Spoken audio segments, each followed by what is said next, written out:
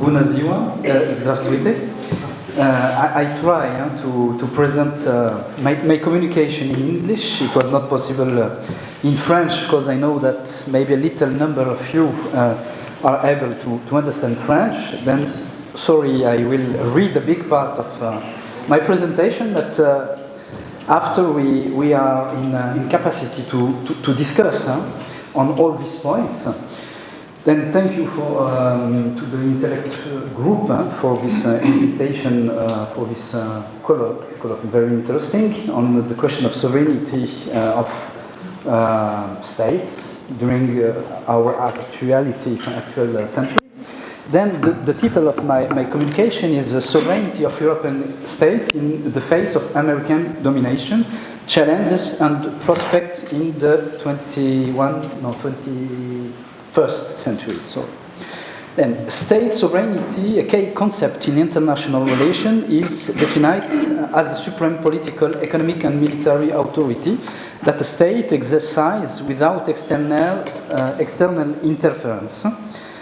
Jean Bodin, French author and philosopher, in the 6 books of the Republic, describes it as the absolute and perpetual power of a republic. Rousseau, another, not French, but Francophone, he writes in French, Swiss in reality, in the social contract, associates this sovereignty with the general will, which cannot be alienated or divided. Goethe, a German author, for him, where there is power, there is sovereignty, indicating that sovereignty is intrinsically linked to the power of the state. The historical evolution of sovereignty with the independence of former colonies during the last century challenged the monopoly of sovereignty held by the great colonial powers. However, the former powers maintained their influence throughout forms of neocolonialism, such as indirect rule and direct rule. During the colonial period, it was 2 kinds of domination. It was like the indirect rule, the like Britannic system. You have always the king, you have always the law in the country. For example, Britannics in India or in some African countries. And you have the direct rule. For example, in the French colonization, in particular in Algeria, it was like an elimination of all kinds of traditional power, culture, etc. It was this difference present. And today we have a form of continuation of this kind of domination, indirect rule, in particular during the relation between France and some African countries, ex-colony. And if we want to be a little bit in situation of provocation, maybe you can say that this model seems to apply to Europe, where the United States exerts its influence through military and economic mechanisms. We can talk about NATO and energy domination, reinforced by the war in Ukraine, are examples of this growing subordination. When we talk on NATO, for example, yes. Look, NATO, as you know, is created in 1949 to contain the Soviet threat, became a key tool in the projection of American power in Europe. After the Cold War, the United States used NATO to extend its influence in Eastern Europe, even if the Pact of Warsaw was finished, but NATO continued to exist and integrating new countries into the alliance while ensuring its strategic alignment with Washington. This enlargement of NATO often preceded or accompanied accession to the European Union, creating a close link between military security and political integration. If we see the story of Central European countries who joined European Union, first it was joining NATO, and after European Union. It was like impression that to be in capacity to be able to enter in the European Union, you have first to present warranties like pro-American pact before to enter in European Union. it's important to see that, because you can understand that there is a clear and real subordination of Europe, who is not in a situation of independence, of sovereignty in reality. If we take example of the American author Richard Sakwa, he considered that NATO eastward expansion has not only strengthened the security of its member states, but also allowed the US to control Europe's defense policies. The dynamic was even more evident after the annexion of Crimea in 2014, when the US intensified its influence via NATO, pushing Europe to increase its military spending.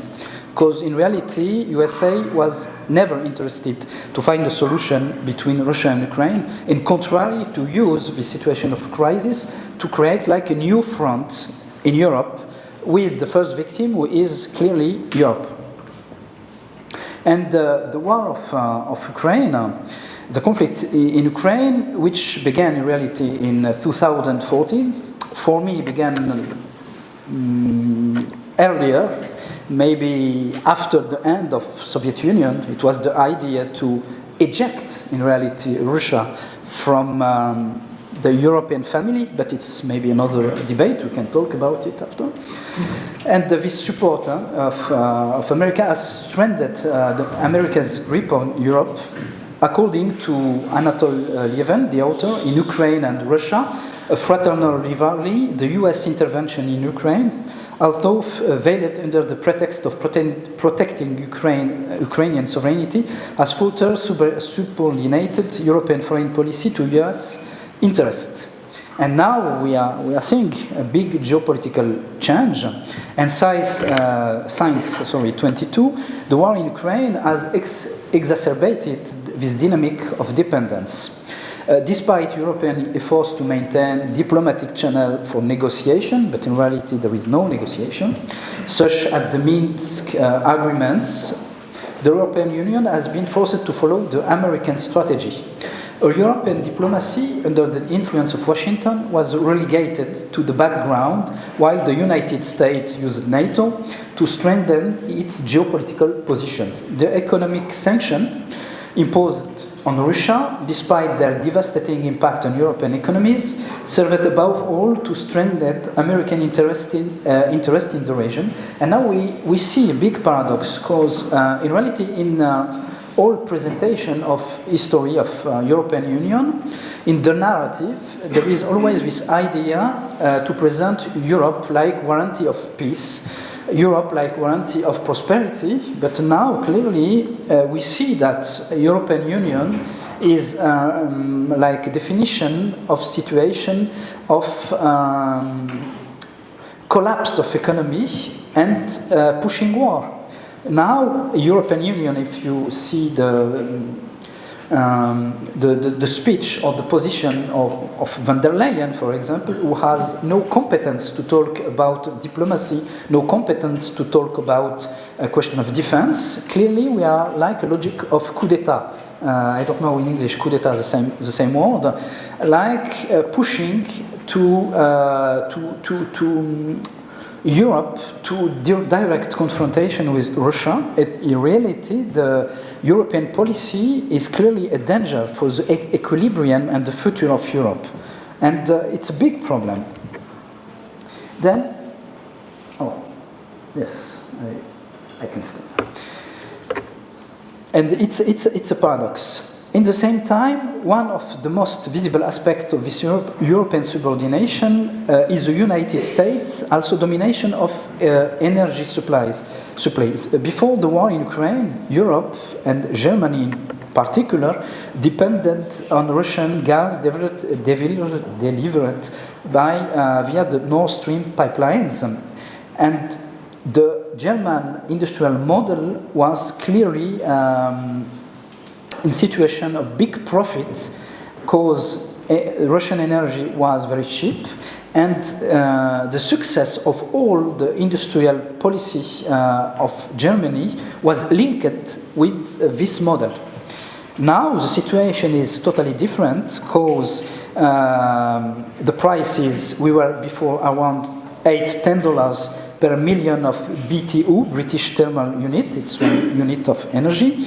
However, the sanctions imposed on Russia have broken this dependence and plunged Europe into increased dependence on American LNG, and LNG it's gas, liquefied natural gas, whose costs are much higher, $30 to $40 per million BTU, British Thermal Unit. A specialist of energy, Daniel Yergin, in the new map, Energy, Climate and the Clash of Nations, highlights the strategic importance of US LNG and also petroleum and gas of schist, if you know. For Europe, especially since 2022, the United States became Europe's main supplier of LNG, accounting for almost 50% of its imports. This energy dependence has weakened European industry, particularly Germany, whose industrial output is set to fall by almost 5% in 2023. High energy costs have led to plant closure and capacity reduction in key industrial sectors such as chemical and automotive. And you know that there is an expression in France, maybe the same in English. It means that the economy is just a transformed energy. Then when you have energy, in reality, you control economy. And after that, there is also, sorry, you can just to see the, I will say, you can see also another topic very important in this question is the new geopolitical reality. It was interesting in the last presentation when it was presented the question of new equilibrium or new world order. And the question now of the emergence of BRICS, emergence of global south, is a new element very important to push to understand what in which orientation the question of sovereignty must be discussed. Then while Europe struggles with the effects of war and sanctions, the global south, and in particular the BRICS, is growing in power. According to World Bank report 2022, the BRICS, Brazil, Russia, India, China, and South Africa, now you have new countries, are reshaping the global economy with high growth rates and trade increasingly freed from dependence on the dollar. Through bilateral agreement and the use of local currencies, these countries are seeking to circumvent the hegemony of the dollar. For example, now countries such as Turkey, who is an important country in the NATO, it is called army in the NATO, and a very important army. Turkey, member of NATO, is not aligned with Western sanctions and recorded economic growth of 5% in 2023. If you see the European Union, we have something like 0.7, just to have some elements to compare. If you take some countries like Kazakhstan, Azerbaijan, also outside the sanctions framework, have seen their economies grow by over 4%, demonstrating that there is no direct link between European Union membership and economic prosperity. And we can see also that all the sanctions adopted by European Union, European countries, are not adopted by USA. USA don't practice sanction like European countries are doing with Russia. It's something totally silly, but if you do some research, you will discover this so interesting reality. In the same time, when we are talking on question of sovereignty, question of neutrality, we can see that when we were talking on to be membership of European Union significates economic prosperity, we can see that non-European Union European countries such as Norway and Switzerland continue to boast some of the highest per capita GDP, donc gross domestic product, in the world, proving that prosperous economies can exist outside the sphere of the European Union. As a reminder, the BRICS, with their new members, represent around 46% of the world's population. The BRICS, with the new countries, not only the 5 countries, 10 countries, with new extensions with Iran, Saudi Arabia, Emirates, Egypt, and Ethiopia. Then 46% of the world's population and a significant share of world GDP in purchasing power parity. Before enlargement, the original BRICS accounted for around 31 of world GDP in PPP terms. With the addition of the new members, this share has risen to around 37. In terms of oil production, for example, the BRICS share are risen from around now 43% of world production. In terms of population, we say the enlarged BRICS total around 3.7 billion people, then 46% of the world population. And compared, for example, for the G7, 770 million. The BRICS Plus are not only the world's leading economic power, 37 in terms of GDP percent in PPP, compared with 28% for the G7, and the world's leading demographic grouping. With the arrival of Saudi Arabia, Iran, and Emirates, the BRICS are also the world's leading oil and gas power, with control over more than 50% of fossil fuel production, in addition to their dominant position in raw materials in general and control of over 80% of strategic materials and rare earths. And you can tell me why I am talking on these elements. You will see that it's very important to talk about it, because if we are talking on the question of position of sovereignty for a state actually, we were talking on a paradox. We are in a new paradox, like 2 historical sequences. And a lot of countries, especially little countries, are called or invited to be in the situation of alignment. And at the same time, we see that we are in a situation when most countries are harassed, tied by a certain way of unilateral policy. I think on USA, with question of extraterritoriality, sanction, etc.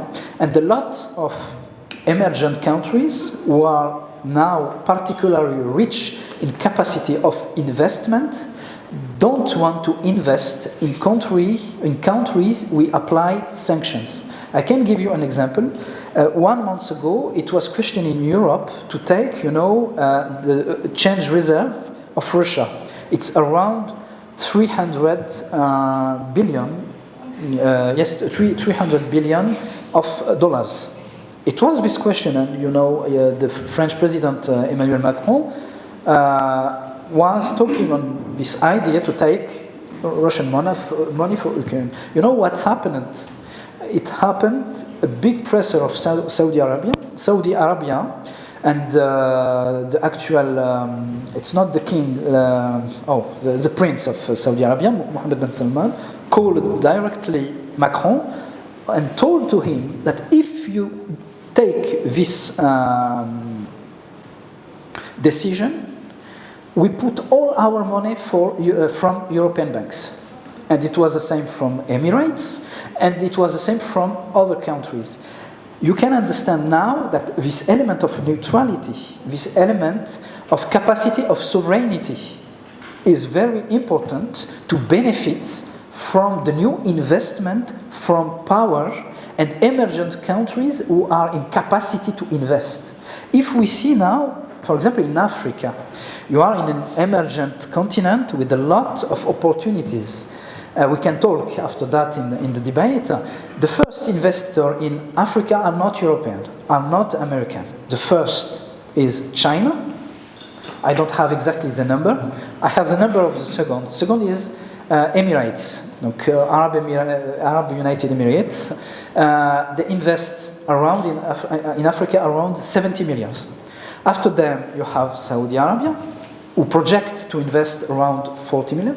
You have Turkey, you have India, you have France, and after maybe you have United States. United States is the first investor only in one country in Africa, is in Morocco. You understand that now the actors who are able to pay for invest are not Western countries. It's not USA, it's not European countries.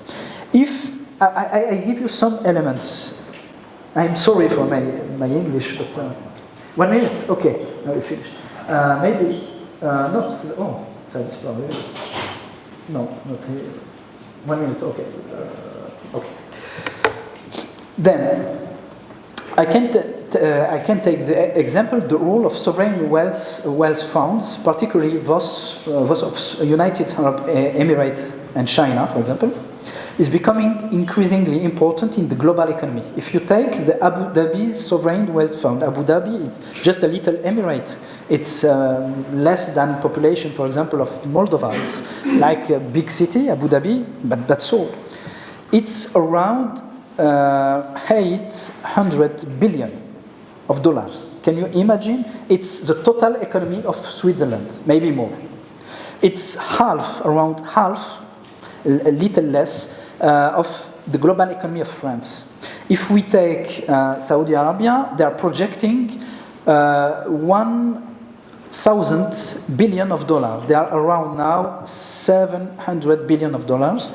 And they have a big capacity of investment in the future. If we take an important economy of Europe, France, the debt, it's correct, the debt of France is 100% of his GDP. It means 2,000 billion. 2,000 billion.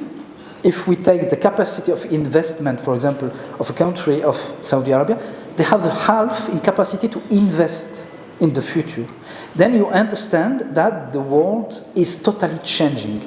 And if we talk on China and the project, for example, of the Belt and Road Initiative, China is able to project 2,000 billion of dollars in this invest.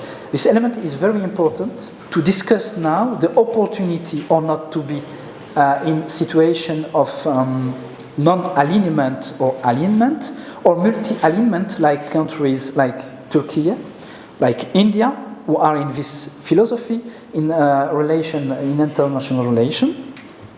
And I would like to finish because I have just 1 minute.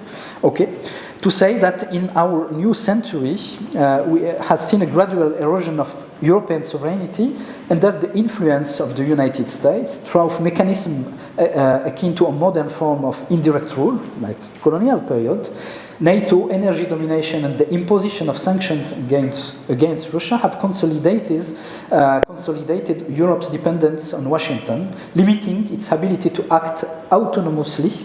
As the war in Ukraine accelerates this process, global economic opportunities, particularly with the emergence of the BRICS and de-dollarization, seem to be eluding Europe. If the European Union fails to reorient its policy and regain a degree of strategic autonomy, it risks losing its status as a major player on the world stage. Voilà. Thank you, spasiba, mulțumesc.